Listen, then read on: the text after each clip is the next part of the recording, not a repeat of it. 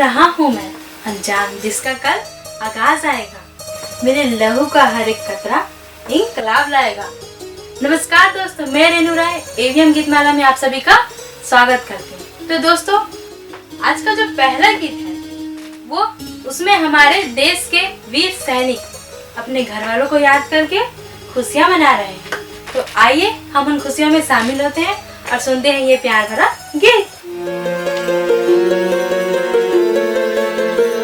गर मिले जिंदगानी फिर से मुझे लौट आऊंगा मैं, वादा है माँ तुझे। गर मिले जिंदगानी फिर से मुझे लौट आऊंगा मैं, वादा है माँ तुझे। हर जन्म तुझ पे मैं करूँ कुर्बान, भारत माँ मेरी माँ, मेरी माँ, भारत माँ मेरी माँ, मेरी माँ।